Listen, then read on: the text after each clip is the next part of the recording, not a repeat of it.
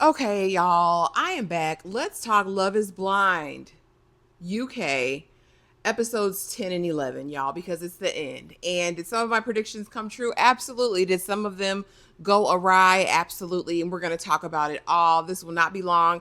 I took minimal notes because these episodes are always a little bit boring.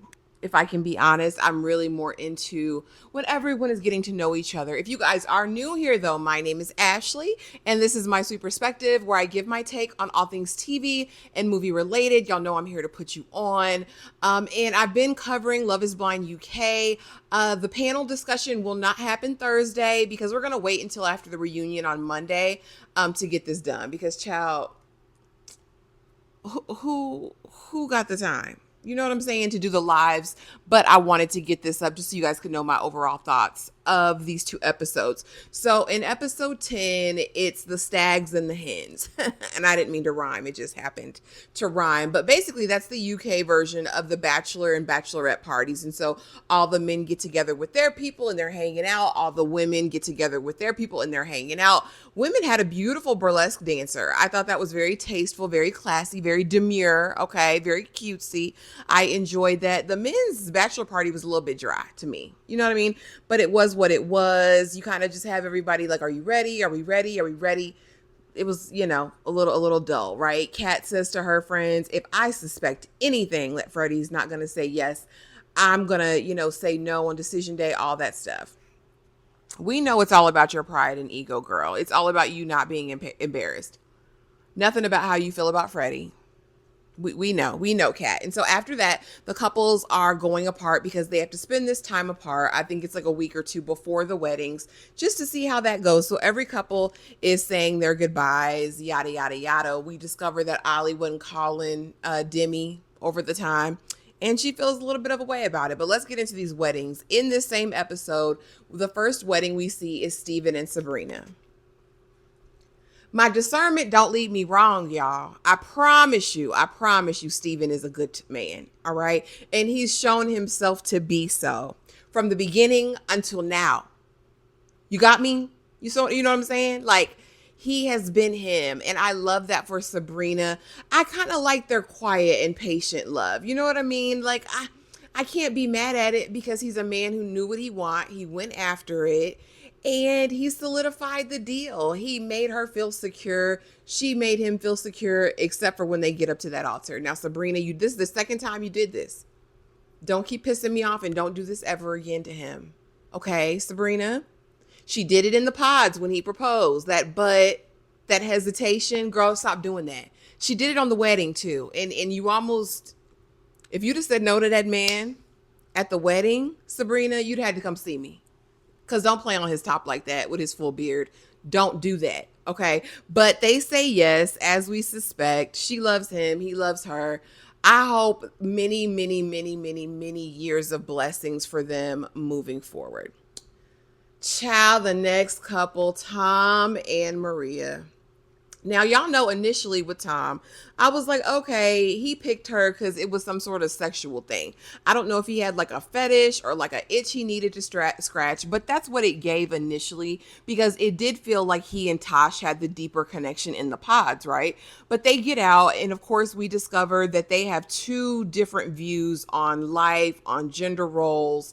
He want to be 50-50. All right. And her culture is saying, no, the man should provide. When I have my babies, I'm going to sit at home with them. You know what I mean? Like, that's just the way of the world. And so she's thinking they're past it. I knew they wasn't past it. And I was hoping my good sis had the good sense to know, or that maybe he would have tipped her off the night before or something, but he didn't. They get to the altar. She's ready. He goes first and he don't. He can't just get past it. And my thing is, though, Tom, to you, why would you sit down with that lady mama, and go through all of the rigmarole? You knew what you was going to do. You knew you were going to say no. Why even do all that? I thought that was kind of low down and dirty. And I know it's the show. It's the experiment of it all. But babe, if you care about me, give me a heads up so I can do my best to save face. Like I predict and think one of the other couples did. I can't confirm it yet, y'all, but I got to give big ups to that couple when we get to them. But yeah, girl, Tom said no. Tom said no. Maria was crushed. The family's looking at Tom like everybody, the sister, the mama, the brother, everybody's looking at Tom like, how could you? His mama, standing on big business, she didn't come. Said she wasn't going to come, didn't come. Tom, you're a piece of cold work. You laid up with that lady, got them draws, knowing you wasn't trying to be 50-50. And then his excuse at the end was, I don't want my daughter growing up thinking, I want her to get a job and not be dependent on a man. And my son, I don't want him paying on the first date. Really? That's your concern, Tom? That's your concern? I don't know. It's not giving wealth energy to me, Tom. It's just, that's not what it's giving to me. Anyway, moving right along, honey. Next we have Ollie and Demi's wedding. Like I said, they ain't been talking. She said, he ain't been talking. Her head and her heart are not aligned in this moment. And Ollie, like, I wish we had more time. I wish we had more time. I wish we had more time. We finally get to see his dad and mom. And, he's like, I love her down boots, but I really just wish we'd have had more time together before. And again, her head and her heart aren't aligned. They get her ready.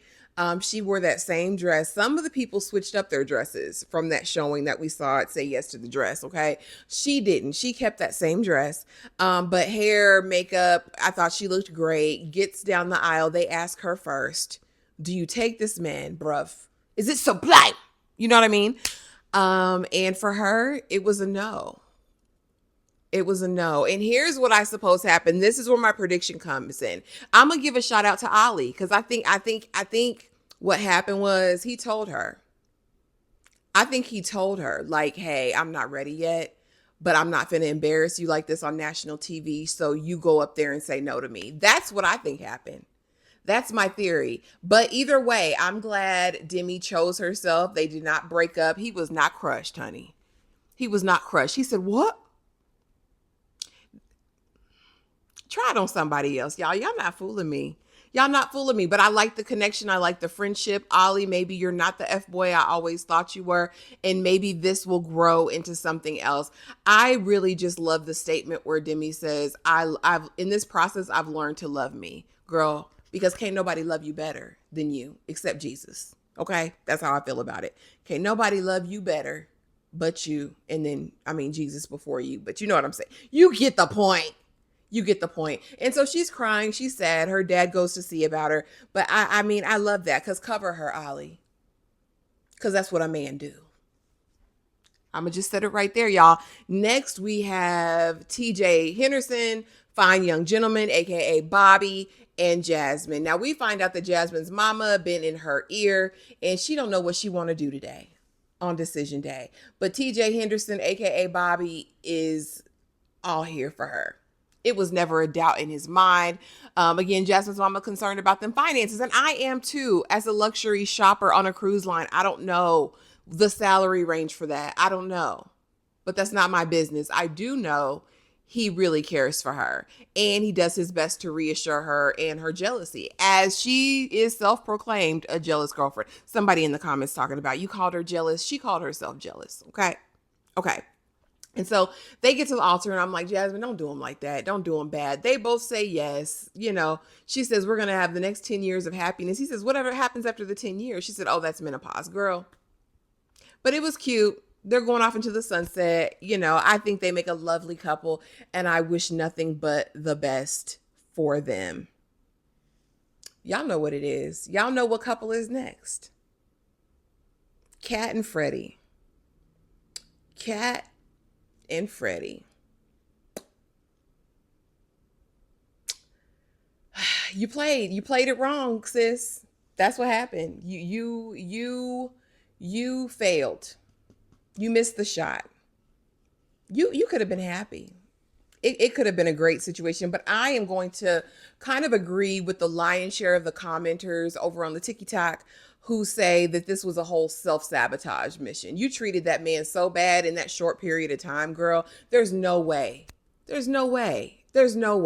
you thought that this was going to be beneficial. The way you disrespected him in front of people behind closed doors, the way you were just mean to him and showed an overall disdain and disrespect for this man. There's no way in your mind you thought on decision day at this altar that he was going to say yes to you.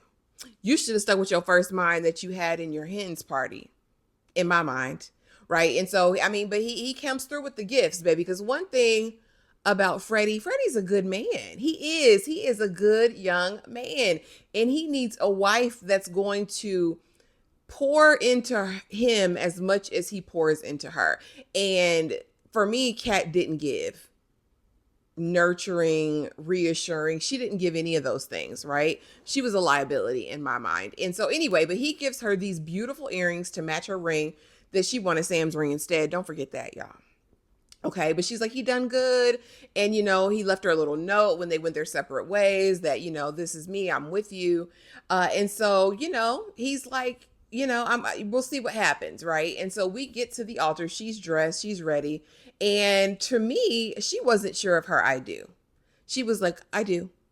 And I was looking like, okay. And baby, when Freddie opened up his mouth and he said, Kat, I love you, I said, oh, it's over.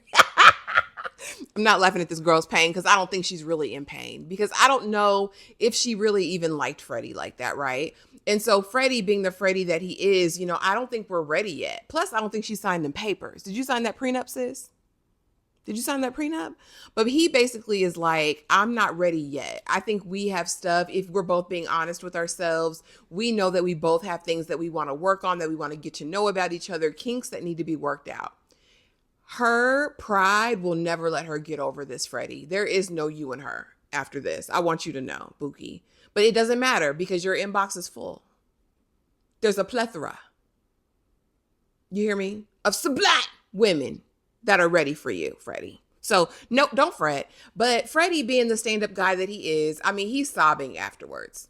And Betsy Dora comes in and comforts her brother and says, baby, you told the truth. You were honest. You were honest with yourself. You were honest with her. Betsy Dora gets the MVP of the best family member I've seen since I've been watching Love is Blind. Okay? I'm going to just set it right there. But he is upset, you know, so you can understand that. And so Kat's dad goes to see about her. I want to be alone right now. I want to be alone. She's so nasty, so rude in my mind. I wish I liked her. I wish I could like her. I don't. And so she, you know, can't be consoled. Her friend comes in, blah, blah, blah. Freddie goes and sees her and she's like, no, you don't love me. Don't touch me. Okay, girl. All right. Told you, Freddie, it's not going to be it's nothing after this. And so after that, he even goes to see her parents and is like, you know, I couldn't in good conscience go through with it. I still love her. I still care for her. What a man. I mean, and he didn't have to do that. Like, you don't have to talk to the parents afterward. Freddie is still a stand-up guy and a winner in my book. And child, I had cast this last couple out of my mind because I said that Kat and Freddie was last, and they were the last to get married on the show, honey. I done skipped over Benaya Leroy Jones and Nicole because, listen, I wish the best. Thoughts and prayers. Thoughts and prayers. I hope it works. I know he's enamored of her, and I love that for her. I still just, something about Nicole, y'all. But Godspeed. Godspeed, thoughts and prayers to that couple. Okay, y'all, that sums it up for me. We will be back to talk about the reunion. It airs Monday, August 26th at 4 p.m. Eastern Standard Time. You know, my review will be up probably like an hour or two after that. And then, I don't know, I'll let you guys know when we're going to get together in the live to talk about all of the weddings and the reunion. But anyway, if you guys are still here and you enjoyed this, do your girl a favor. Hit the subscribe button, join the community, become a sweet pea, okay? Like the video, leave some comments below. Let's engage, y'all. Hit that notification bell also so you don't miss a thing because I'm dropping content all the time, okay? But thank you guys so much for watching. I will see y'all in the next video. Bye.